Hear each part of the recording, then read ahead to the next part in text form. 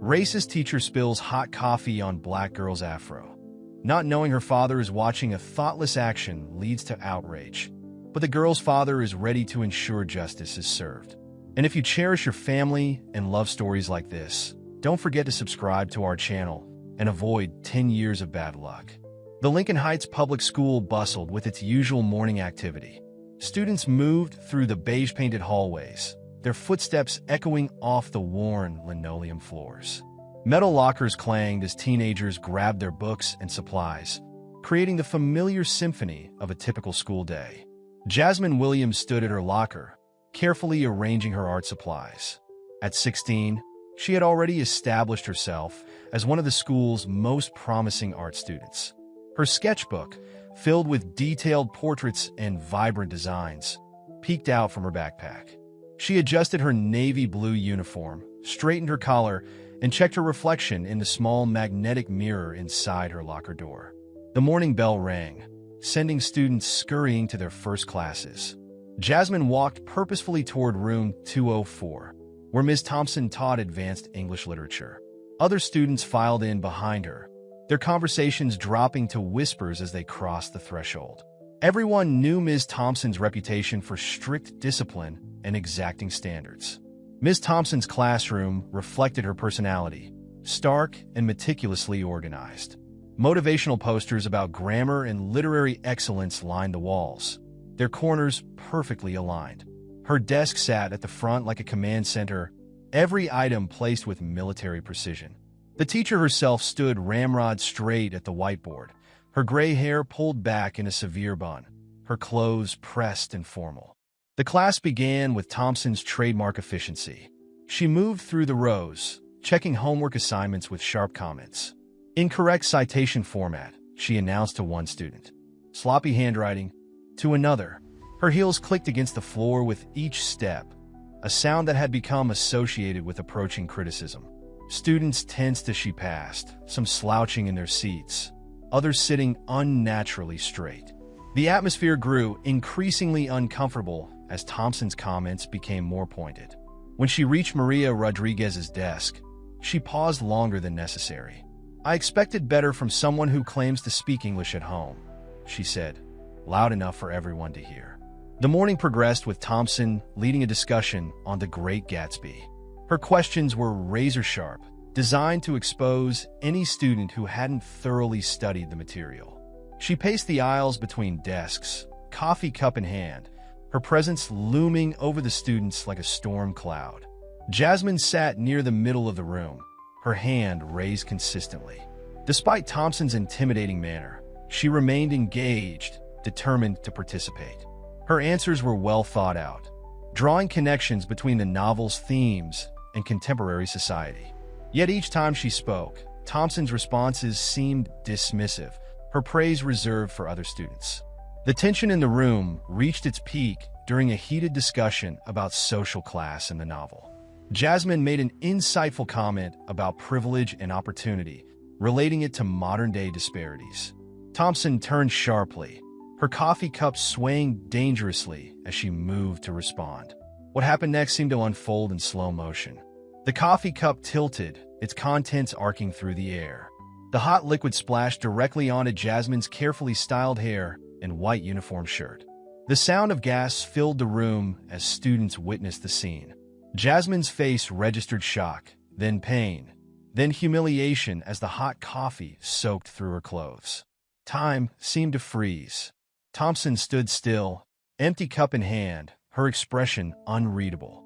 Student TS watched in horrified silence, unsure whether to help or stay in their seats. The coffee dripped steadily onto the floor, creating a growing puddle around Jasmine's desk. The incident lasted only seconds, but its impact resonated through the classroom like a thunderclap. Cell phones emerged discreetly, capturing the moment. Thompson's reaction, or lack thereof, spoke volumes. She didn't immediately apologize or rush to help. Instead, she stood there, looking down at Jasmine with an expression that seemed more annoyed than concerned. Water began to pool in Jasmine's eyes, but she fought back tears, determined not to break down in front of her classmates. Her hands trembled as she tried to wipe away the coffee with the few napkins offered by nearby students. The smell of coffee filled the air, mixing with the tension and discomfort that permeated the room. This moment would later be recognized as the catalyst, the spark that would ignite a much larger flame. But for now, it was simply a teenage girl, sitting in a puddle of coffee, trying to maintain her dignity while her teacher stood by, making no move to help. The sound of Jasmine's distress carried through the school hallways, reaching the principal's office where Marcus Williams sat reviewing documents for a scheduled meeting about school funding. As a civil rights attorney, he had chosen to be actively involved in his daughter's education, regularly attending school board meetings and parent councils. When he heard the commotion, something in his gut told him to investigate. Marcus moved quickly through the corridors, his polished shoes echoing against the floor. Other parents might have waited for an explanation, but years of experience had taught him that timing was crucial in these situations. He loosened his ties slightly as he walked, his briefcase still in hand, containing the papers he'd been reviewing moments before. As he approached room 204, the scene that greeted him through the glass panel in the door made his blood run cold. His daughter sat rigid in her chair, coffee staining her uniform, while Ms. Thompson stood over her with an empty cup. The other students' faces told him everything he needed to know about what had just transpired. Marcus entered the room with measured steps, his legal training keeping his emotions in check despite the anger building inside him. The students turned to watch him, some with relief, others with anticipation. His presence changed the dynamic instantly. The professional suit, the confident stance, the focused expression all commanded attention. "Jasmine," he said quietly, moving to his daughter's side. He placed a protective hand on her shoulder, noting how she trembled slightly under his touch. The coffee had soaked through her shirt, and he could feel the heat still radiating from the wet fabric. Miss Thompson finally seemed to snap out of her stunned stance. "Mr. Williams," she started, her voice carrying a forced pleasantness that didn't match the situation. "This was simply an unfortunate accident. I was about to help Jasmine clean up." Her words rang hollow in the silent classroom. Marcus observed Thompson's body language carefully, the way she adjusted her glasses, how she shifted her weight from one foot to another, the slight tremor in her hand as she set the empty cup on her desk. These were tells he'd learned to recognize in his years of legal practice, signs of someone constructing a narrative rather than speaking truthfully. "An accident," Marcus repeated, his tone neutral but firm. "And yet you haven't offered my daughter any assistance or called the nurse." He reached into his briefcase and pulled out a clean handkerchief, gently dabbing at Jasmine's shirt while maintaining eye contact with Thompson. The teacher's attempt at an apology came out rehearsed and defensive. "These things happen in a classroom setting, Mr. Williams. I'm sure Jasmine understands that no harm was intended." She glanced around the room, as if seeking support from the other students, but found only averted eyes. Marcus noticed several students holding their phones, undoubtedly having recorded the incident. He made mental note of this. Documentation could prove valuable later. "Jasmine," he said softly, "gather your things. We're going to get you cleaned up." As Jasmine collected her belongings, Marcus observed the room more carefully. He noted the arrangement of the desks, the position of Thompson's podium, the angle of approach that led to the spill. His legal mind was already cataloging details, building a picture of what had actually occurred.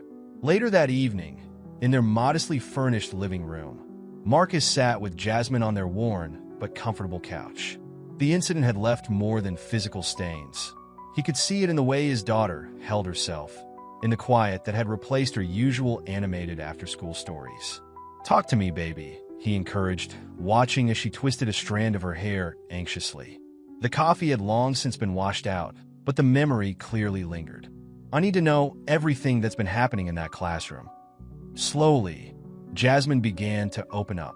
She described the subtle dismissals of her contributions in class, the way Thompson seemed to favor certain students over others, the small but constant undermining of her confidence.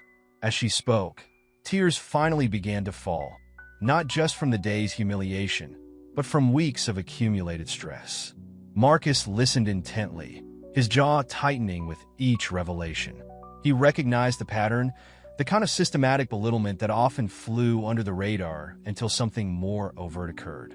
His daughter's words painted a picture of institutional bias that he'd fought against his entire career, now manifesting in his own child's classroom. "I just want to be treated like everyone else, Dad," Jasmine whispered, wiping her eyes. "Is that too much to ask?" Marcus pulled her close, his legal strategies and fatherly instincts merging into a single purpose. "No, baby, it's not too much to ask. And we're going to make sure this doesn't happen to anyone else." He felt Jasmine relax slightly against him, drawing strength from his determination. The evening stretched on as they talked, their conversation moving from pain to planning. Marcus knew this was more than just an incident to be reported and forgotten. It was an opportunity, albeit an unwanted one, to address deeper issues within the school system. As Jasmine finally headed to bed, Marcus remained in the living room, pulling out his laptop to begin his research. This wasn't just about a coffee spill anymore. It was about dignity, respect, and the right of every student to feel safe and valued in their learning environment. Marcus Williams was prepared for the fight ahead, knowing that sometimes the most important battles start with the smallest incidents. Marcus began his investigation methodically, treating the school's history like one of his legal cases. He started by requesting public records through official channels, his formal letters carrying the weight of his law firm's letterhead. The school's administrative office provided documents reluctantly, but years of experience had taught Marcus to read between the lines of bureaucratic resistance. At his home office, surrounded by stacks of papers and his dual-monitor setup, Marcus created a detailed spreadsheet. He logged every documented incident involving Ms. Thompson, noting patterns that emerged from parent complaints, student transfers, and administrative responses. The data told a story of consistent behavioral issues that had been systematically downplayed or ignored. Meanwhile, in the hallways of Lincoln Heights, something unexpected was happening. Jasmine's incident had broken a dam of silence. Students began sharing their own stories, first in whispers during lunch breaks, then more openly in study groups and after-school gatherings. The recordings of the coffee incident had circulated through group chats, creating an undeniable record of Thompson's behavior. Sarah Chun, Jasmine's best friend since middle school, took the initiative to create a private online group where students could safely share their experiences. "We need to document everything," she told Jasmine during lunch. "Every comment, every unfair grade, every time she makes someone feel small." The group grew rapidly, with students from current and previous years contributing their stories. During this time, Jasmine struggled with returning to Thompson's class. Each day, she sat in her assigned seat, feeling the weight of stares from both the teacher and her classmates. Thompson had adopted a coldly professional demeanor toward her, but the underlying tension was palpable. The teacher's attempts to continue as if nothing had happened only highlighted the absurdity of the situation. One afternoon, during a free period, Jasmine and a group of friends gathered in the school library. What started as a venting session evolved into something more purposeful. "We should start a club," suggested Maya Rodriguez, a junior who had her own history of uncomfortable encounters with Thompson. "Something focused on celebrating our differences and promoting understanding." The idea resonated with the group. They began drafting a proposal for a student organization called Unity in Diversity. Their planning went beyond just addressing Thompson's behavior. They saw an opportunity to create lasting change in the school culture. Jasmine found herself appointed as the club's leader, a role she initially hesitated to accept. "I don't know if I'm ready for this," she confided to her friends. But their support, combined with her father's example of standing up for what's right, gave her the courage to step forward. The club's first meeting was held in room 156, as far from Thompson's classroom as possible. 23 students attended, representing various grades and backgrounds. They sat in a circle, creating an atmosphere of equality and openness. One by one, they shared their stories, not just about Thompson, but about all the times they'd felt marginalized or misunderstood. Marcus helped behind the scenes, advising Jasmine on the legal requirements for student organizations and helping her draft a formal mission statement.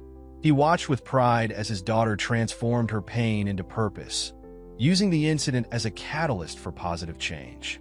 The club began planning events that would showcase different cultures and traditions. They organized poetry readings where students could share their experiences through art. They created wall displays highlighting historical figures from various backgrounds who had overcome discrimination to achieve greatness. Thompson's reaction to these developments was telling.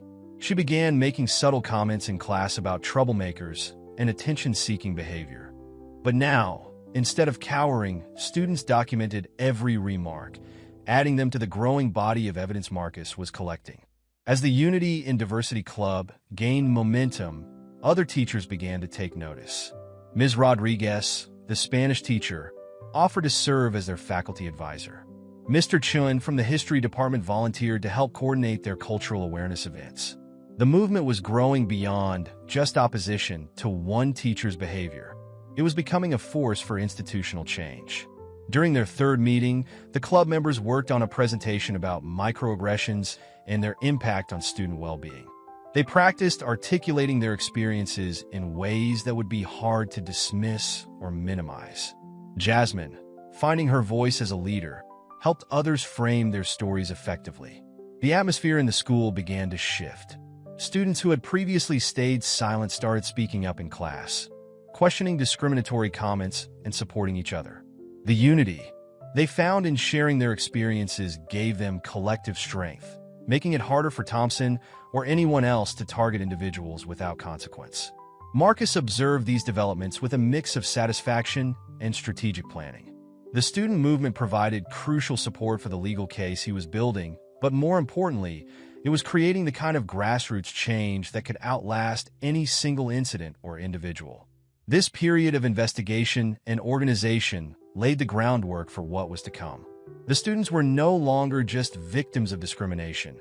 They were becoming advocates for change, learning to use their voices and collective power to address systemic issues. The coffee incident had awakened something in them that couldn't be put back to sleep.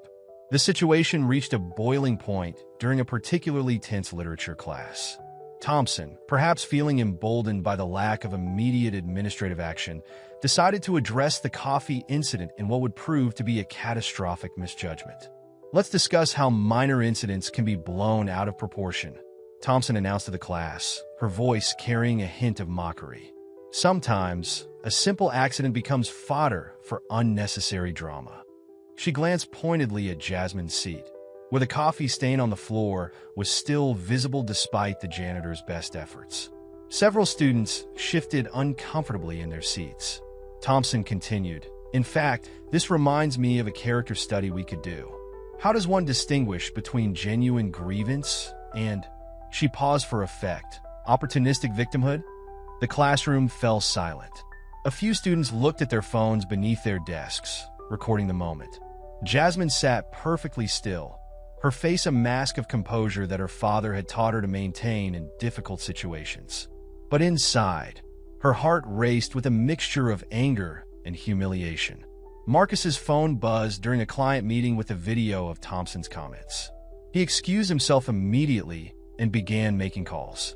The first was to other parents he'd been in contact with, parents who had shared similar concerns about Thompson's behavior but had been hesitant to speak out. That evening, Marcus organized a meeting at the local community center. The turnout surprised even him. Parents filled the room, many bringing documentation of their own children's experiences.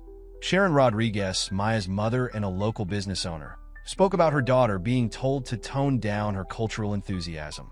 James Chun, Sarah's father and a medical researcher, shared how Thompson had consistently undergraded his daughter's essays despite her proven writing abilities. "This isn't just about one incident anymore," Marcus addressed the group, standing at the front of the room in his shirt sleeves, his tie loosened after a long day. "This is about a pattern of behavior that's been allowed to continue for far too long. Our children deserve better." The meeting evolved into the formation of a parent advocacy group. They called it Parents for Educational Equity, P, and Marcus was unanimously elected as their spokesperson. They developed a strategy that would approach the problem from multiple angles: legal, administrative, and community-based. Meanwhile, at school, the Unity in Diversity Club's membership had doubled. Students who had previously stayed on the sidelines began attending meetings, sharing their own stories of discrimination. The club became a safe haven, a place where students could speak freely about their experiences and find support. Thompson's classroom became increasingly tense. Her attempts to maintain control through intimidation were met with silent resistance. Students documented every questionable comment, every instance of unfair treatment. The power dynamic was shifting, and Thompson's frustration became increasingly evident in her behavior. Marcus organized a formal meeting with the school board, preparing a comprehensive presentation of the evidence they'd gathered. The date was set for the following week, giving them time to organize their approach. Parents divided tasks. Some gathered additional testimonies. Others prepared statistical analyses of grading patterns, and a few worked on media strategy. The tension spread beyond Thompson's classroom. Other teachers began to take sides, some defending their colleague while others privately expressed support for the students. The school administration, caught in the middle, attempted to maintain business as usual, but the underlying current of change was undeniable. During a parent-teacher conference night, the atmosphere was electric with unspoken tension. Thompson sat at her desk, maintaining her usual rigid posture, but fewer parents approached her. Instead, they gathered in small groups in the hallway, exchanging stories and contact information. A local civil rights organization reached out to Marcus, offering support and resources. They recognized the potential of this case to address broader issues of institutional discrimination in the education system. Marcus carefully considered their offer, knowing that external support could both help and complicate their efforts. As the day of the school board meeting approached, Marcus received an unexpected call. A former teacher who had worked with Thompson at her previous school wanted to share information about similar incidents that had been buried. This new evidence would prove crucial in demonstrating a long-term pattern of behavior. The movement had grown beyond anything Jasmine or Marcus had initially imagined. What began as a response to a single incident had evolved into a community-wide push for institutional change. The coffee stain on Jasmine's uniform had become a symbol of the invisible stains of discrimination that had marked too many students' educational experiences. Thompson's classroom was no longer just room 204. It had become ground zero for a battle over educational equity and institutional accountability. The next few days would determine whether the system was truly ready for change, or if the status quo would continue to prevail. The school board meeting was scheduled for 7 p.m. in the main auditorium. By 6:30, the room was already filled beyond capacity, with people standing along the walls and spilling into the hallway. The usual monthly meeting had transformed into something unprecedented in Lincoln Heights history. Marcus arrived early, dressed in his court attire, a dark blue suit that projected both authority and approachability. He carried a thick binder of documented incidents, testimonies, and statistical analyses. As he set up his materials at the podium, he noticed Thompson sitting in the front row, surrounded by a small group of supportive faculty members. The board members filed in, their usual casual demeanor replaced by evident tension.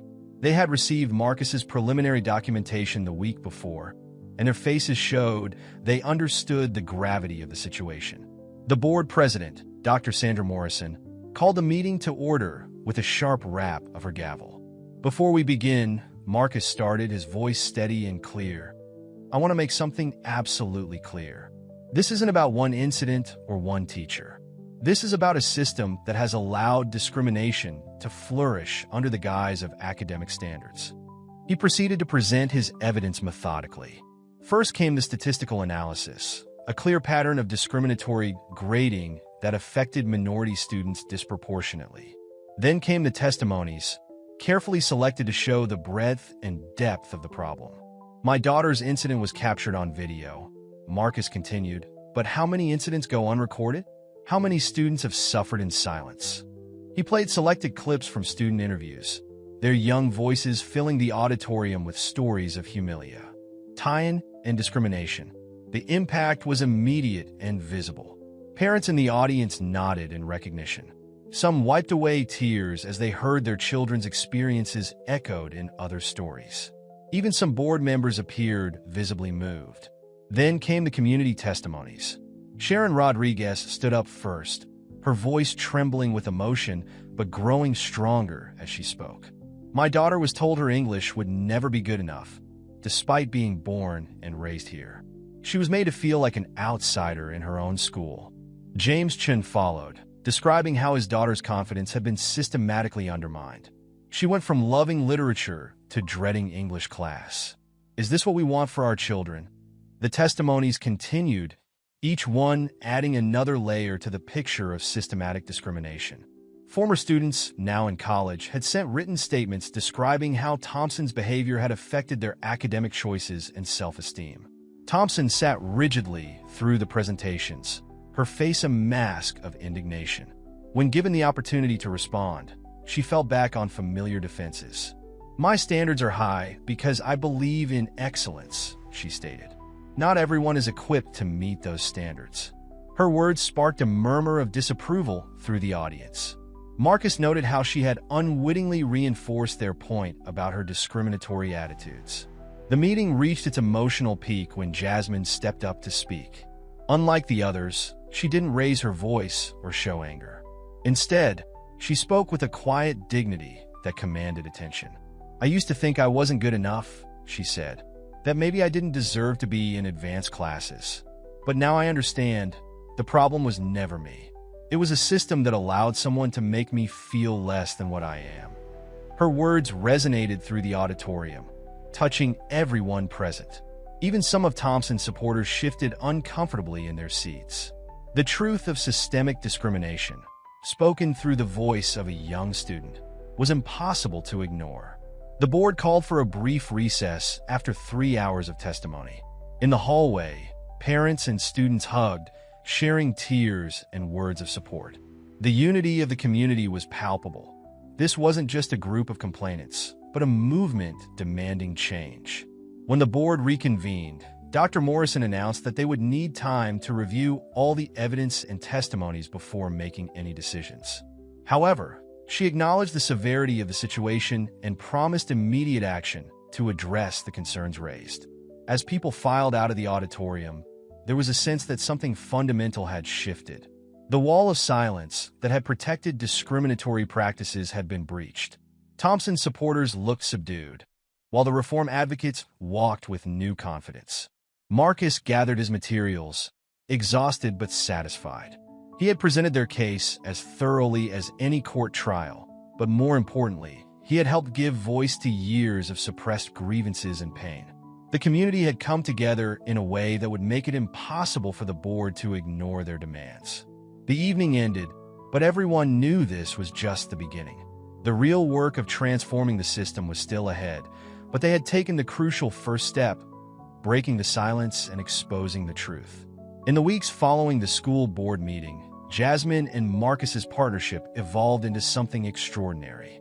While Marcus handled the legal and administrative aspects, Jasmine focused on transforming student culture through the Unity and Diversity Club.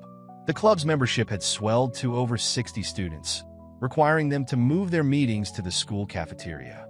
Jasmine stood at the front of these gatherings with growing confidence. No longer the shy girl who had once shrunk from confrontation, she had developed a leadership style that combined her father's strategic thinking with her own natural empathy. "We're not just fighting against something," Jasmine told the group during one meeting. "We're building something new." She unveiled plans for a school-wide cultural celebration event, designed to showcase the diverse backgrounds of Lincoln Heights' student body. Marcus watched from the background, providing guidance when needed, but increasingly stepping back to let his daughter take the lead. He helped secure necessary permits and navigate school regulations, but the vision and execution came purely from the students. The event planning became a school-wide effort. Students divided into committees, each responsible for different aspects of the celebration. The art club created elaborate displays representing various cultures. The drama club prepared performances highlighting stories of overcoming discrimination. The cooking club planned an international food fair. Thompson's attempts to dismiss these activities as distractions from real learning only served to highlight her isolation. Other teachers had begun actively supporting the student initiatives, incorporating cultural awareness into their lesson plans, and offering extra credit for participation in diversity events. The preparation for the cultural celebration became a catalyst for deeper changes. Students who had never spoken to each other began collaborating on projects. Cultural barriers that had seemed insurmountable started to break down as students shared their stories and traditions. Jasmine's art became central to the movement. She created a series of portraits featuring students from different backgrounds, each accompanied by their personal stories. These were displayed in the main hallway, transforming the school's physical space into a celebration of its diversity. The local media took notice. A reporter from the city newspaper visited during event preparations, interviewing students and taking photographs. The resulting article, titled "Students Lead the Way: How One School's Crisis Sparked a Movement," brought wider attention to their efforts. Marcus used the increasing publicity strategically, ensuring that the school board couldn't quietly dismiss their concerns. He organized press conferences where students spoke about their experiences and their vision for change. Jasmine became the face of the movement, her eloquent speeches about inclusion and respect drawing support from throughout the community. The cultural celebration itself exceeded all expectations. The school grounds transformed into a vibrant festival of music, art, food, and storytelling. Students proudly shared their heritage with classmates and community members. Parents who had never interacted before found themselves engaging in meaningful conversations. Local civil rights organizations sent representatives to the event. They were impressed by the student-led initiative and offered resources for similar programs in other schools. What had started as a response to discrimination was becoming a model for positive change. During the celebration, a powerful moment occurred when a group of students performed a play they had written about their experiences. The audience fell silent as scenes depicting subtle discrimination gave way to messages of hope and transformation. Many were moved to tears, including several school board members who had attended. Thompson chose not to attend the celebration, her absence speaking volumes. But her influence was waning. Students who had once feared her now walked the halls with confidence, their sense of identity strengthened by the community they had built.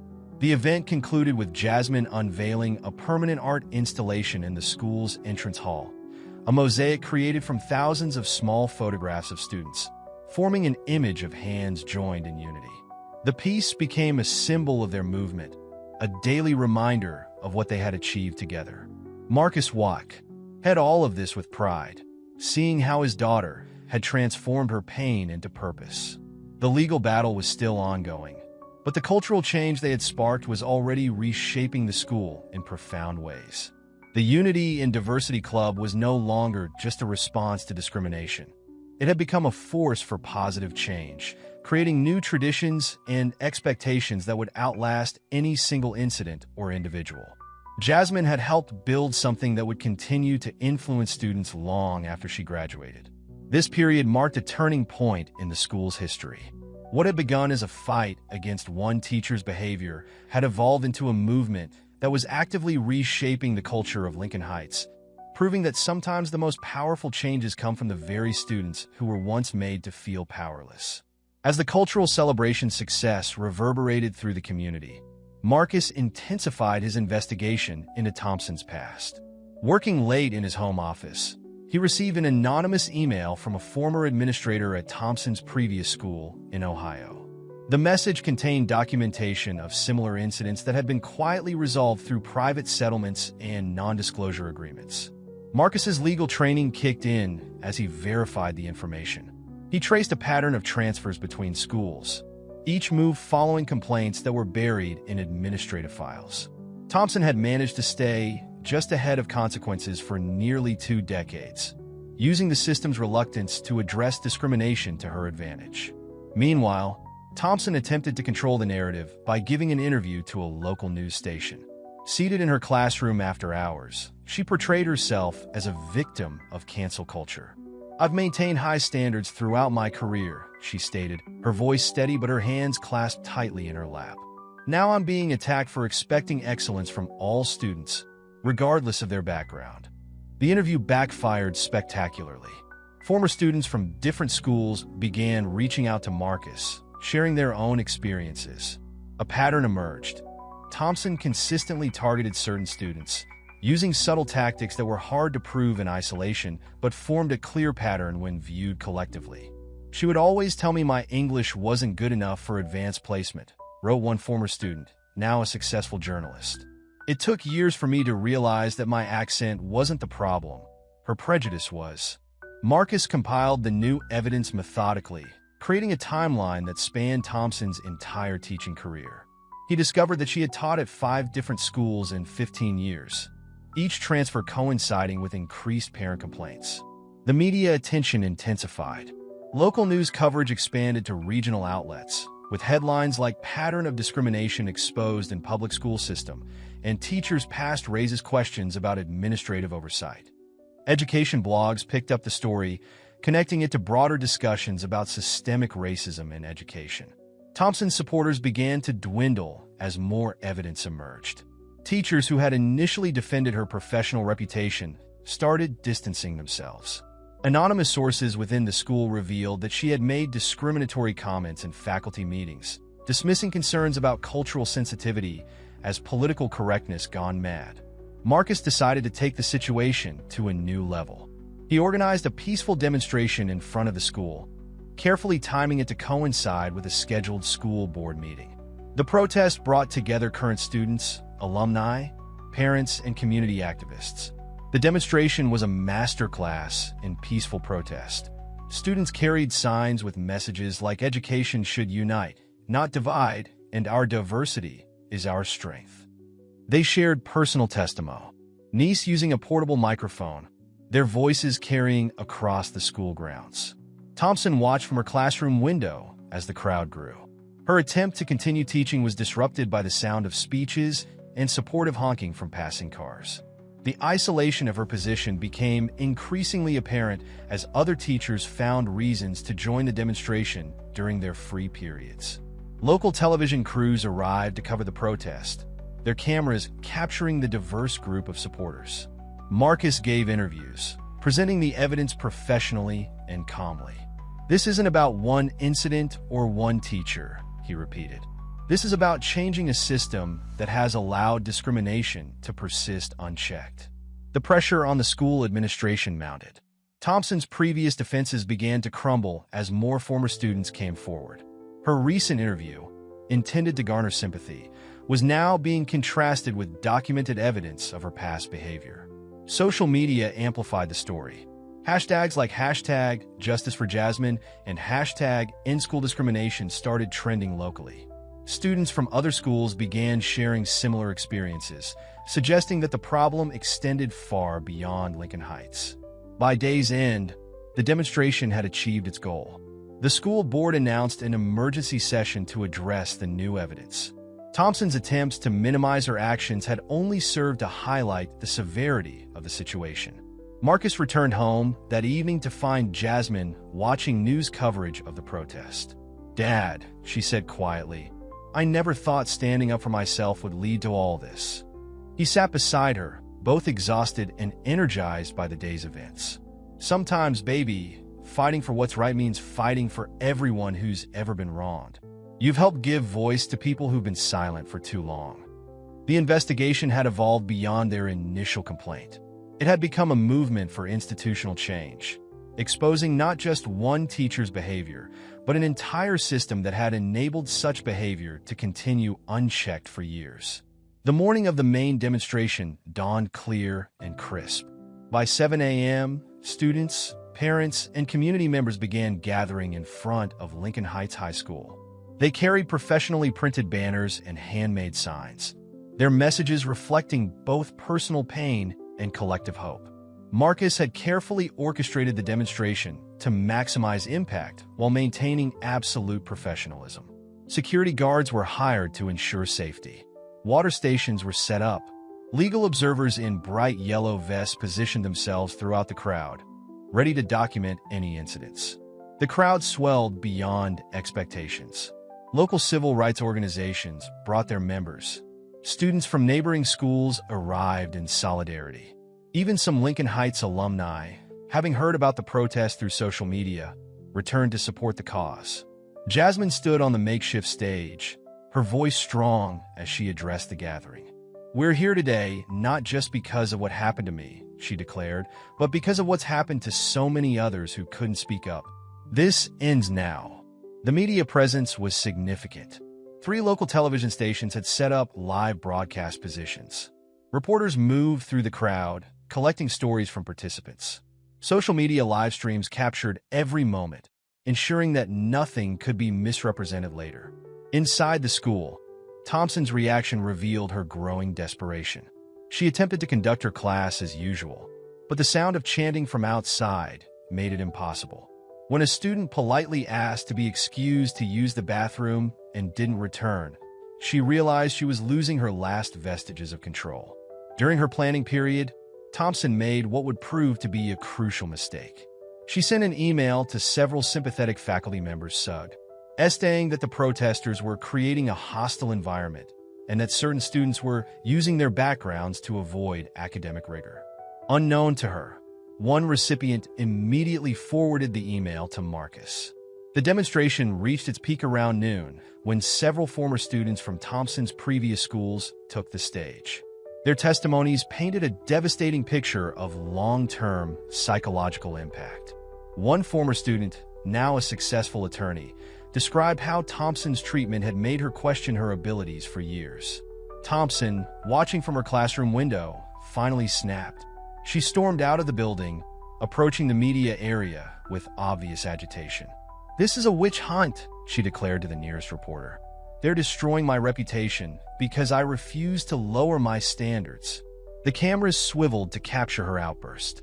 Marcus, recognizing the moment's significance, maintained his composure. "Ms. Thompson," he called out calmly, "would you like to explain the pattern of complaints that followed you from your last 3 schools?" Thompson's face paled. She hadn't known about Marcus's discovery of her employment history. Her response was telling. Instead of addressing the question, she turned and hurried back into the building, ignoring reporters' calls for comment. The demonstration continued with disciplined focus. Students shared poetry about their experiences. Teachers who had initially stayed neutral began emerging from the building during their lunch breaks, many joining the protesters. The school administration, watching from their offices, could no longer pretend this was a minor issue. By mid-afternoon, the crowd had grown to over 1,000 people. The story had gone national, with major news networks picking up the feed from local affiliates. Social media exploded with supportive messages from across the country. Thompson made one final attempt to salvage her position. She sent a formal statement to the press, claiming that her teaching methods, while strict, had produced excellent results. However, her words rang hollow against the mountain of evidence and testimony that had been presented. The demonstration concluded with a powerful moment of silence, followed by a student choir singing "Lift Every Voice and Sing." As the crowd dispersed, they left behind a wall of letters and photos, testimonies from current and former students affected by discrimination in education. That evening, news coverage painted a clear picture. Thompson's position had become untenable. Her outburst, combined with the evidence of her past behavior, had effectively ended any chance of maintaining her current role. Marcus and Jasmine watched the coverage together at home, both understanding that they had witnessed a turning point. The public demonstration had transformed their private struggle into a movement for systemic change, one that could no longer be ignored or dismissed. The school board called an emergency session the following morning. The meeting room, usually sparsely attended, was packed with administrators, teachers, and legal representatives. The tension in the air was palpable as Dr. Morrison called the session to order. Marcus arrived prepared, carrying 3 bound copies of his complete investigation. The documents included Thompson's employment history across 5 schools, testimony from former students and colleagues, and a detailed analysis of grading patterns that revealed consistent bias against minority students. "What we have here," Marcus began, his voice steady and authoritative, "is not just a collection of incidents, but evidence of systematic discrimination that has followed Ms. Thompson throughout her career." He methodically presented each piece of evidence, building an irrefutable case that demanded action. The school board members sat in stunned silence as Marcus revealed the pattern of transfers and hidden complaints.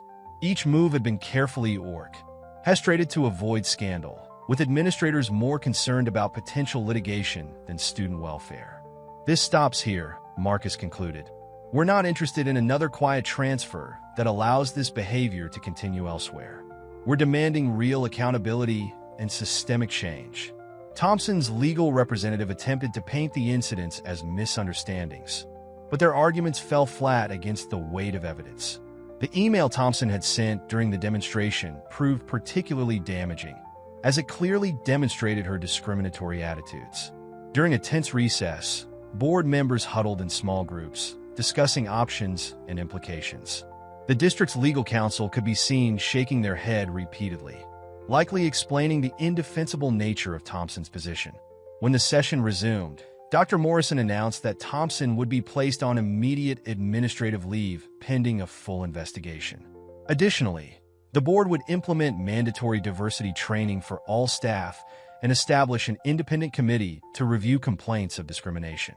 Thompson, who had remained silent throughout most of the proceedings, finally spoke up.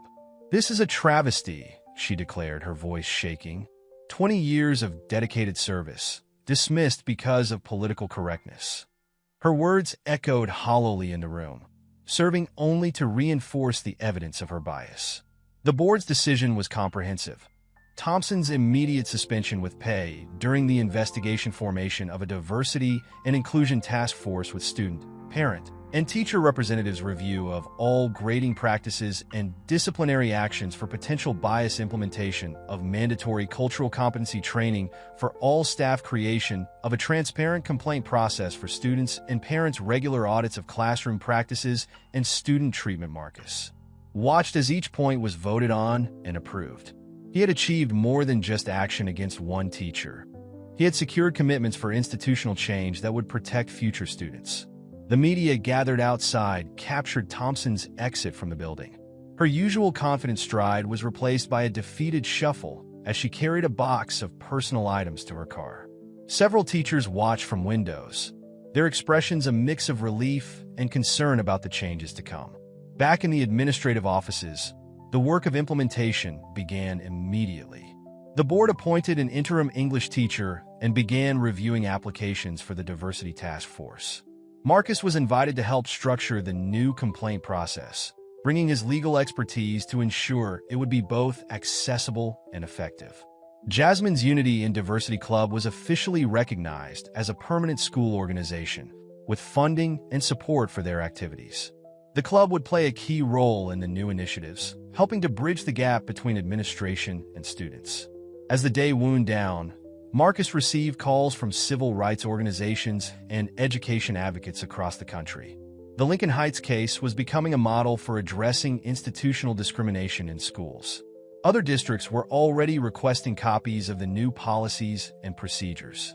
Thompson made one final attempt to control the narrative, sending a mass email to parents defending her record. But her words fell flat against the reality of her actions. The evidence Marcus had gathered painted a clear picture of a teacher who had hidden behind academic standards to mask discriminatory practices.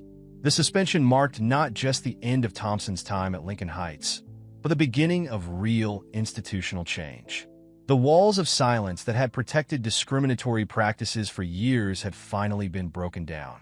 The final chapter of the Thompson saga unfolded over the next few weeks. The district's investigation, Bowles, tiered by Marcus's evidence, concluded that her conduct violated multiple educational and civil rights policies. In a closed-door meeting, Thompson was given the choice between resignation or termination. She chose resignation. Her departure letter, carefully worded by her attorney, avoided any admission of wrongdoing. Instead, she cited philosophical differences with the school's new direction. The community saw through the euphemisms, recognizing this as the accountability they had fought for. The school underwent a remarkable transformation. The new English teacher, Ms. Rodriguez, brought a fresh approach to the classroom. She incorporated diverse literature into the curriculum and created an environment where all students felt valued. Test scores remained high, definitively proving that academic excellence and inclusivity could coexist. Jasmine's leadership role expanded beyond the Unity and Diversity Club. She was invited to speak at educational conferences, sharing her experience and the positive changes it had sparked. Her story inspired other students across the district to speak up against discrimination and advocate for change. Marcus received the Civil Rights Advocate of the Year award from the State Bar Association. During his acceptance speech, he emphasized that the real heroes were the students who had the courage to speak up. True change, he said, comes when we empower those who have been silenced to find their voice. The new policies implemented at Lincoln Heights became a model for other schools. 1. Regular cultural competency training became mandatory for all staff too. A student-led diversity council was established with real input into school policies. 3. An anonymous reporting system was created for students to safely report discrimination. 4.